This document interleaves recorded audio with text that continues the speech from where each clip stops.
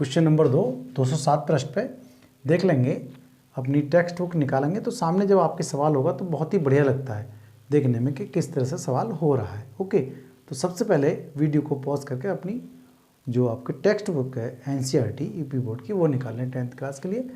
देखो, सही विकल्प चुनिए और अपने विकल्प का औचित्य दीजिए। क्या कारण है कि यही है जो हमारा सॉल्यूशन निकल कर आएगा, क्या वो इनका मान है? औचित्य इसका यही है, कारण है। इसका मान हो सकता है, इसका हो सकता है, इसका हो सकता है, किसका हो सकता है, ये हम निकाल के देखें इसकी वैल्यू। पहले देखिए 2tan 30/1 प्लस tan स्क्वायर 30। देखिए मैं लिख रहा हूँ 2tan 30 की वैल्यू कितनी होती है, 1/√3 होती है, बटे 1 प्लस tan स्क्वायर 30 की वैल्यू रख रहे हैं, यहाँ स्क्वायर है ध्यान दें, तो 1/√3 और क्या है ये वर्ग, ध्यान दें। इसकी गुणा ऊपर वाले से करें, कितना हो जाएगा 2 × 2। ध्यान यही चीज़ देखने की होती है भाई, है स्टूडेंट को ये ध्यान रहता है हमें कहाँ गुणा करना है। देखिए 1 ऐसे लिखा है मैंने, इसका 1 का वर्ग 1 हो गया और इसका वर्ग करते तो कितना आ जाएगा, आप लोग पहले से जानते हैं 3 हो गया ये। फिर इसको देखें चेक करके, देखो 2/√3 और बटे क्या आएगा 3 × 3, यहाँ तक 3 आ गया, 3 और 1 4, ध्यान आया, 3 × 3, 3 और 1 4, जैसे मैंने पहले सिखाया था आपको। ओके, तो कितना लिख दूँ मैं इसको 4/3।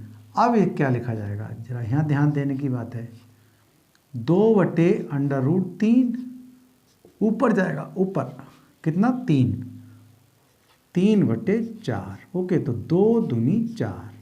क्लियर, बहुत आराम से करो, कहीं कोई दिक्कत नहीं आ सकती आपको। तो कितना आ गया ये 3/2√3। देखो 2 मैंने ये लिख दिया और ये वाला √3 ये।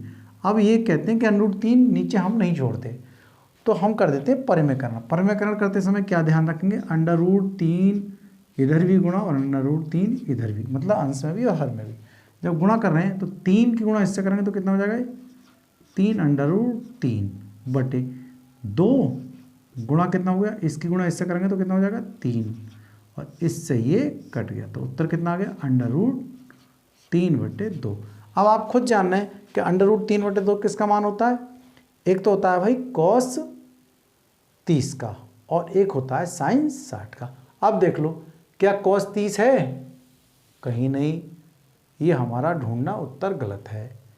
sin 60 है, हाँ जी sin 60 तो है हमारा, ये गलत, ये गलत, ये गलत, सब sin 60 हमारा आंसर सही है। तो हम जानते हैं कि sin 60 का मान भी हमारा √3/2 होता है। जो वैल्यू निकल कर √3/2 आई है वो sin 60 की ही वैल्यू है। ये हमारा कारण है उत्तर लिखने का। ओके, अतः औचित्य क्या हुआ, औचित्य हो गया sin 60 की वैल्यू भी √3/2 होती है। अतः विकल्प ए सही है, ए। हाँ, अब देखते हैं हम जो क्वेश्चन नंबर दूसरा देखें और थर्ड देखें, ठीक है, दूसरा और तीसरा करते हैं। तो इसमें इसको हल करें, मतलब हल करके ही हम इसका आंसर पर टिक करें। उसने कहा औचित्य दीजिए, औचित्य हम कर रहे हैं इसका, और कोई खास बात थोड़ी है। चलें करें, 1 - tan स्क्वायर 45 बटे 1 प्लस tan स्क्वायर 45। ध्यान दें 1 लगाते जाएंगे, मन लगे तो tan 45 की वैल्यू को हमें देखना है ना। तो tan 45 की वैल्यू तो आपको याद है ही पहले से ही, तो मैं लिख रहा हूँ 1 - tan 45, और 45 की वैल्यू 1 होती है। अब हमें 45 नहीं लिखना है, कभी 45 लिख दें यहाँ पर, वर्ग बटे 1 प्लस tan 45 का मान है 1 और 1 का स्क्वायर, तो क्या हो गया 1 का तो हो गया 1 लिख दिया, और 1 का वर्ग कितना हो जाएगा 1 बटे 1 प्लस इसका स्क्वायर, मतलब 1 × 1 होता है, तो 1 × 1 इस तरह से करेंगे इसको, 1 × 1 का मतलब है, तो 1 हो गया, तो इसमें से इस चला जाएगा तो क्या हो जाएगा 0, और बटे 1 और 1 2। अब ये हो गया 0/2। 0/2 का अर्थ क्या हुआ, इसका आंसर आ गया 0। अब देख लें हमारा औचित्य हमने दिखा दिया ये है, तो टिक कौन सा करेंगे हम, ये इसका ऑप्शन डी सही है। ओके, अतः आंसर कौन सा आ गया इसका, डी आंसर करेक्ट होगा। चलो सेकंड सवाल देखें क्या लेता है। देखिए ये बराबर ये साइन 2a बराबर 2 साइन ए, अगर हम 0 रखें इसके साथ तो क्या आंसर दोनों बराबर आएंगे?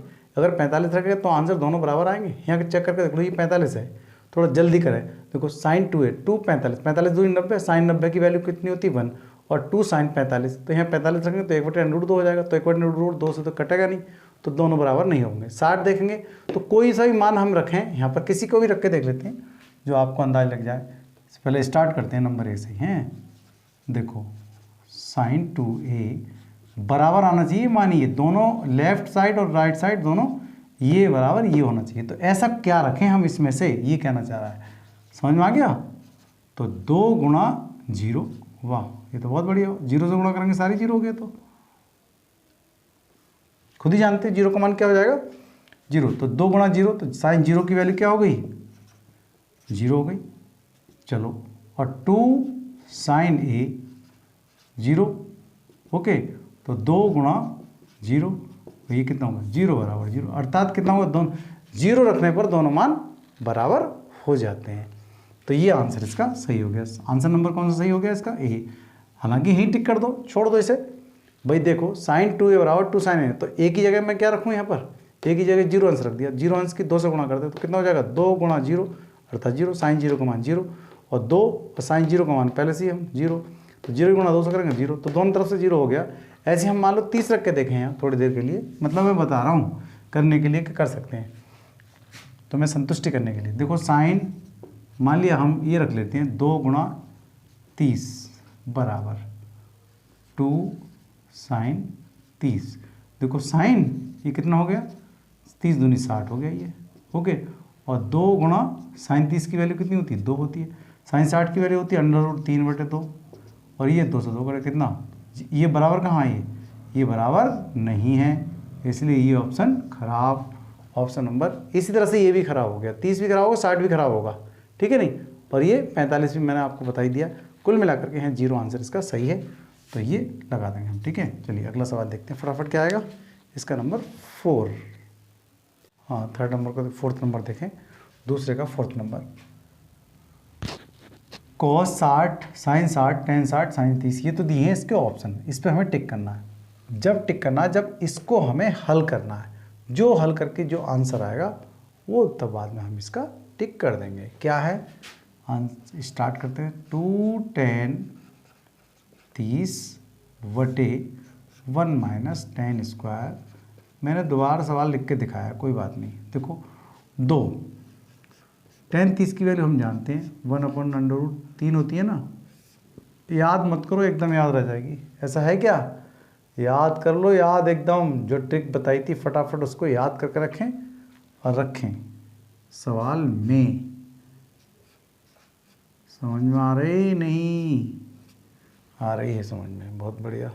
देखो 2 1/√3 और 1 ये लिखा है, 1 का वर्ग 1 और √3 का वर्ग 3, आप बहुत बढ़िया ढंग से जानते हैं।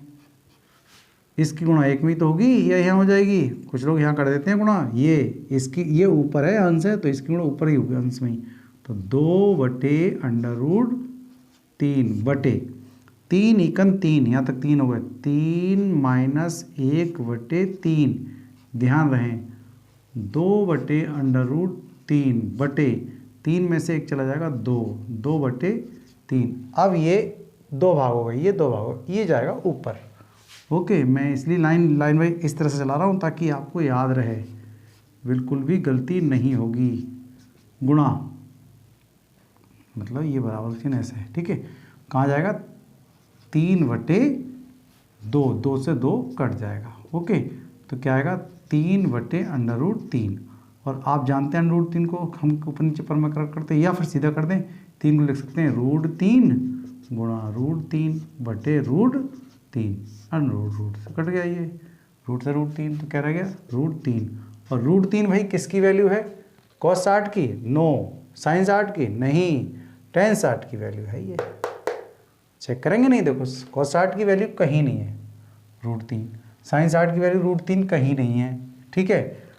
साइन 30 की वैल्यू गलत, tan 60 में हम √3 पकड़ा गया ये इधर, तो ये क्या हो जाएगा tan 60। और कौन सा ऑप्शन है ये, नंबर सी, ये सी इसका ऑप्शन करेक्ट है। चलो भाई अगला सवाल करते हैं अब। हाँ तो देखिए क्वेश्चन नंबर 3, यदि tan a + b बराबर √3 और tan a - b बराबर 1/√3 है, जबकि a + b की जो वैल्यू है वो 0 से बड़ी है और या फिर 90 से छोटी या 90 के बराबर है, ठीक है, और a का मान b से बड़ा आएगा, तो a और b का मान ज्ञात कीजिए। चलिए हल करते हैं। दो समीकरण दे रखिए, एक ये दे रखी है और एक ये दे रखी है, दोनों को हम सेट कर लेते हैं। tan a + b बराबर √3, तो tan a + b बराबर, देखिए √3 tan में किसका मान है, वो है tan 60 का मान। √3 किसका मान है, tan 60 का मान होता है। तो देखो tan तो ठीक है, लेकिन जो कोण की वैल्यू किसने ली है, 60 ने ली है, तो यहाँ तुलना करके देख लेते हैं हम। तो a + b की जगह कितना है 60, ये समीकरण नंबर 1 डाल दो। इसी प्रकार से हम दूसरा हिस्सा ले लेते हैं इधर का, tan a - b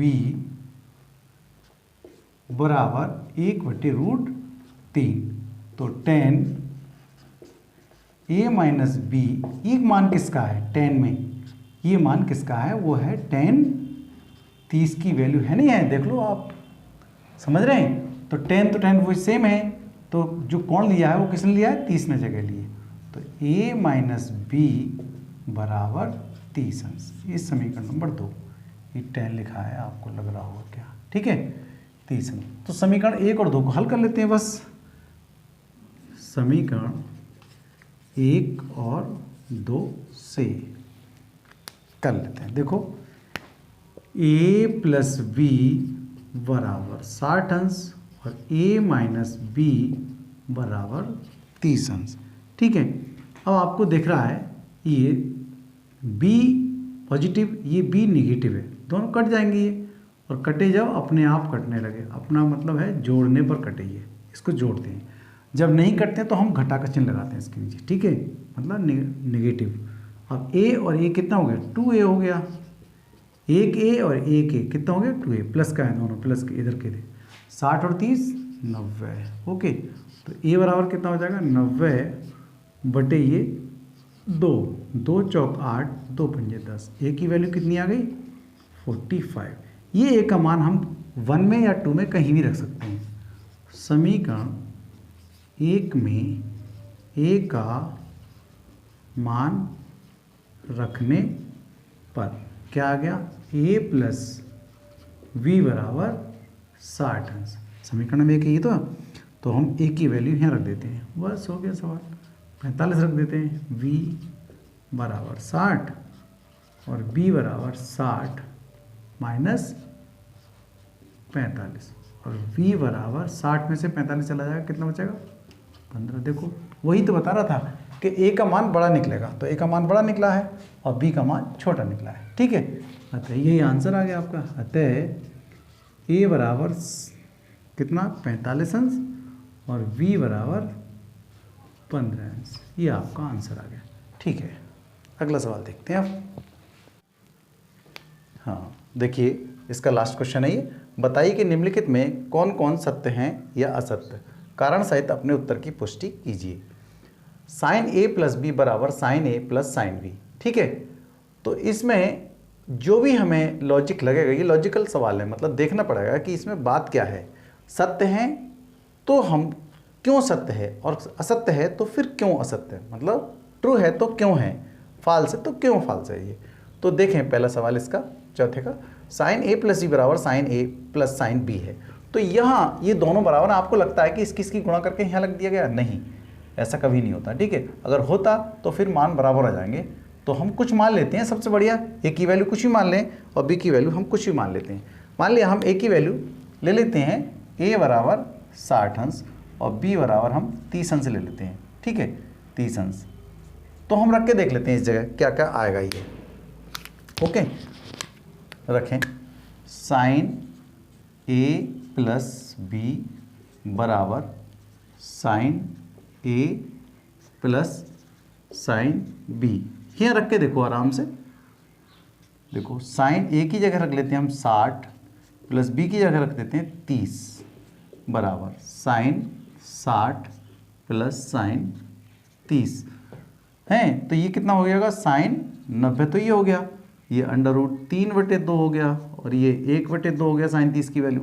90 की वैल्यू 1 होती है और ये हम लेसे लेके देखें तो ये आ गया।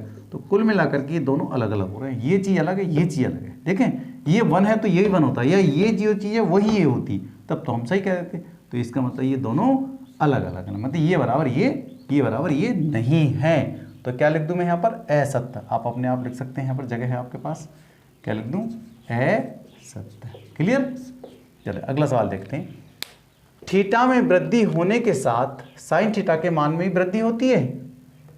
वाह, 0 से, जबकि 0 से थीटा की वैल्यू क्या है? 0 से शुरू होती है और 90 तक समाप्त होती है। मतलब 0 के बराबर या 0 से बड़ा है थीटा का मान, या 90 से छोटा है या फिर 90 के बराबर। मतलब साइन थीटा की जो वैल्यू है वो 0 से 0, 30, 45, 60, 90 तक शुरू होती है।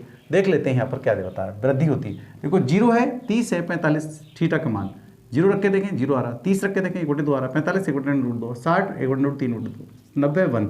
तो ये 0 छोटा है, उससे बड़ा ये है, फिर उससे बड़ा ये, थोड़ा सा बड़ा है, उससे बड़ा ये हो गया, ठीक है, और फिर सबसे बड़ा 1 है। इसका मतलब इंक्रीज हो रहा है, बढ़ रहा है, वृद्धि हो रही है। बहुत बढ़िया लिखा है। इसका मतलब ये चीज आपकी सत्य हो गई, ठीक है, ये आपका करेक्ट हो गया मान। बहुत बढ़िया लिखा है।